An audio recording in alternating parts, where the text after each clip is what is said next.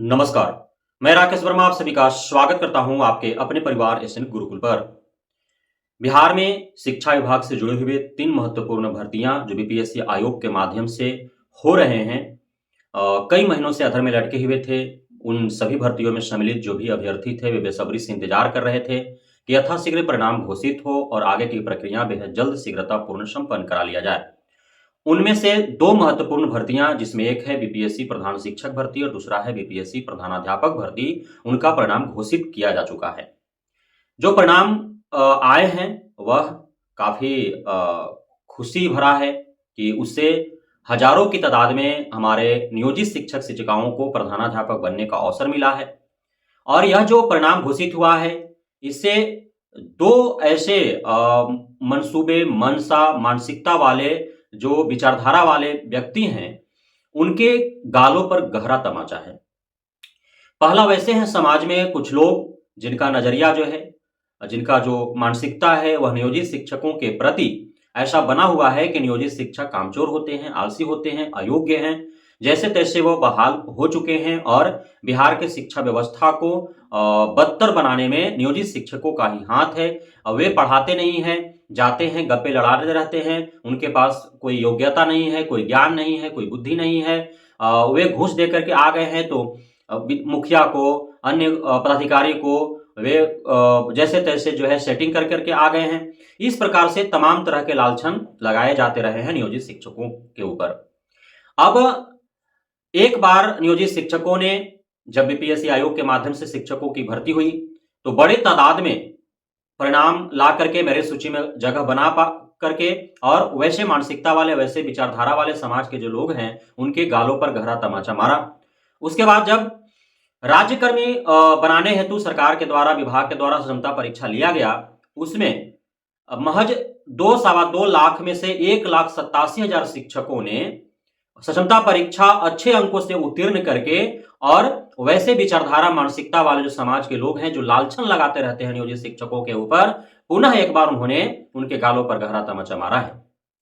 अब एक तीसरा अवसर जब प्रधानाध्यापक और प्रधान शिक्षकों की बीपीएससी आयोग के माध्यम से भर्ती हुई, इसमें बड़ी संख्या में अच्छे मार्क्स ला करके मेरिट सूची में जगह बना पा करके, उतना हाई कट ऑफ को पार करके और खुद को सक्षम, सफल, ज्ञानी, खुद को कर्तव्यनिष्ठ, खुद को ईमानदार और खुद को शिक्षित एवं अपने विषय में पारंगत होने का क्षमता दिखा करके, और सिर्फ तमाचा ही नहीं मारा है बल्कि पूरे चेहरा पर वैसे मानसिकता और वैसे विचारधारा वाले समाज के लोग जो हमेशा से नियोजित शिक्षकों पर लांछन लगाते आए हैं, नियोजित शिक्षकों को अपमान भरा नजरों से देखते आए हैं, अपमानित करते आए हैं, वो सवालिया निशान खड़े करते आए हैं, उनके उन विचारधारा, उन मानसिकता वाले जो लोग हैं, उनका पूरा चेहरा ही कालिक से पोत दिया गया है।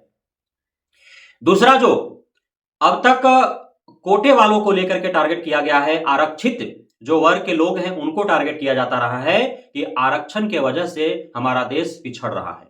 आरक्षण जो है हमारा देश के लिए नासुर बना हुआ है, कैंसर का रूप धारण कर रहा है।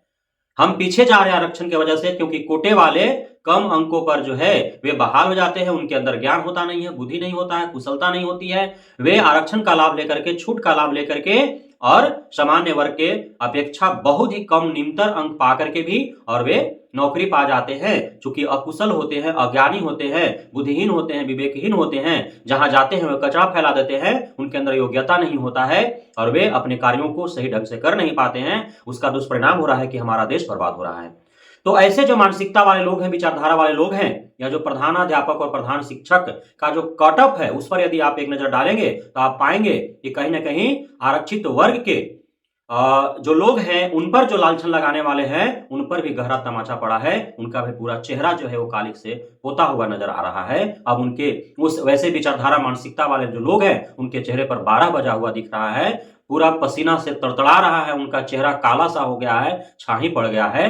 कारण यह है कि आप यदि प्रधान शिक्षक और प्रधानाध्यापक का कट ऑफ देखेंगे तो उसमें जो अनारक्षित वर्ग का कट ऑफ है, चाहे वो प्रधान शिक्षक का हो, प्रधानाध्यापक का हो, वो थोड़ा हाई देखने को मिल रहा है। तो अनारक्षित का हाई देखने को इसलिए मिल रहा है कि उस अनारक्षित कोटे में सभी वर्ग के लोग होते हैं। सामान्य वर्ग के लोग होते हैं, पिछड़ा वर्ग के लोग होते हैं, अति पिछड़ा वर्ग के लोग होते हैं, SC ST वर्ग के लोग के होते हैं, उसमें दिव्यांगजन होते हैं, उसमें महिलाएं होती हैं, पुरुष होते हैं। सभी प्रकार के लोग जो है अनारक्षित जो कोटा में जो सीटें दी जाती है किसी भी भर्ती में, वहां जाकर के फाइट करते हैं। अब सभी वहां पे जो प्रत्येक वर्ग से, प्रत्येक कोटे से जो अव्वल दर्जे का, जो तेज तरार, जो अत्यधिक अंक लाने वाले, अधिक योग्य जो व्यक्ति होते हैं, अभ्यर्थी होते हैं, वो सारे जो है अनारक्षित वर्ग के जो रिक्तियां होती है उस पर अपना जगह जाकर के बना पा लेते हैं। इस वजह से उसका कट ऑफ हाई चला जाता है। वहीं यदि आप EWS का देखें, BC का देखें, EBC का देखें, SC का देखें, ST का देखें, महिला का देखें, पुरुष का देखें, दिव्यांगजनों का देखें, तो आप पाएंगे कि बहुत विशेष अंतर नहीं है। आपको यह ज्ञात होना चाहिए कि जो EWS कोटा है वह सिर्फ और सिर्फ सामान्य वर्गों के लिए रिजर्व है। उसमें ना BC होते हैं, ना EBC होते हैं, ना SC होते हैं, ना ST होते हैं, कोई भी नहीं होता है। EWS में सिर्फ सामान्य वर्ग के लोग होते हैं। तो वे सामान्य वर्ग के लोग जो हमेशा से BC, EBC, SC, ST को कोटे वाला कह करके चिढ़ाते हैं, उनको अज्ञानता भरे, बुद्धिहीनता भरे, विवेकहीनता भरी नजरों से देखते हैं, उनको अपमानित करते हैं कि तुम कोटे वाला हो, कम अंक ला करके तुम नौकरी पा लिया है, तुम में सामान्य वर्ग के भांति क्षमता नहीं है।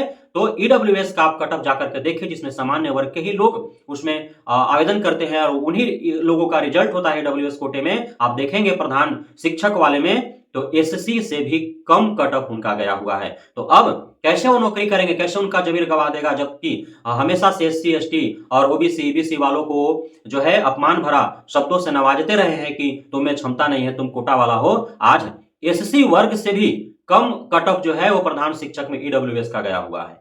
तो कैसे आखिर वो नौकरी करेंगे, क्या खुद को जो है साबित कर पाएंगे? तो कभी भी मुझे कोई ऐतराज नहीं है कि कट ऑफ 30 वर्ग का कितना गया है। सभी के लिए जो प्रावधान है सरकार का, विभाग का, उसके अनुरूप सभी ने आवेदन किया अपने अपने कोटे में, और उसी अनुरूप जो है जितना रिक्तियां थी और उन रिक्तियों पर जितने अभ्यर्थी थे उसके अनुरूप जो है पासिंग हुए कैंडिडेट्स, और उसके अनुरूप कट ऑफ जारी किया गया। और जो उस कट ऑफ में आए सभी को नौकरी मिलेगी, सभी योगदान लेंगे। लेकिन जो हमेशा से आरक्षित वर्ग के लोग हैं उनको न जाने कितने अपमानजनक शब्दों से नवाजा जाता रहा है, उनको एक अलग नजरिया से एक बड़ा समाज देखते रहा है, नियोजित शिक्षकों से को एक अलग नजरिया से एक बड़ा समाज जो है देखते आया है। तो कहीं ना कहीं वो जो दूषित मानसिकता वाले जो समाज के लोग हैं, निम्न विचार वाले, जो संकुचित विचार वाले जो लोग हैं, कहीं ना कहीं चाहे वो आरक्षण का मामला हो, चाहे वह नियोजन का मामला हो, कहीं ना कहीं अभी जो प्रधान शिक्षक और प्रधानाध्यापक का परिणाम घोषित हुआ है उसके जरिए उन मानसिकता, उन विचारधारा वाले लोगों के चेहरा पर सिर्फ थोपी ही नहीं बज रहा है, सिर्फ तमाचा ही उनके गालों पर नहीं बज रहा है, बल्कि पूरा चेहरा उनका जो है वह कालिक से पुता सा दिख रहा है। घनघोर छाया जो है उनके चेहरे पर देखने को मिल रहा है। उनका चेहरा जो है पसीने से लथपथ हो गया है, उनका चेहरा जो है शर्म से झुक गया है। तो इस प्रकार के जो समाज में लांछन लगाते रहे हैं वो अपने जुबान पर लगाम लगाएं और किसी के भी बुद्धि, ज्ञान, कुशलता, बुद्धिमता, उसके कर्तव्यनिष्ठता पर सवाल खड़ा करने से पहले 100 बार सोच ले कि हम किसके विरुद्ध क्या बोल रहे हैं। बहुत बहुत धन्यवाद आप सभी साथियों का हमारे साथ जुड़े रहने के लिए, बने रहने के लिए, मिलता प्यार देने के लिए, भरोसा बनाए रखने के लिए।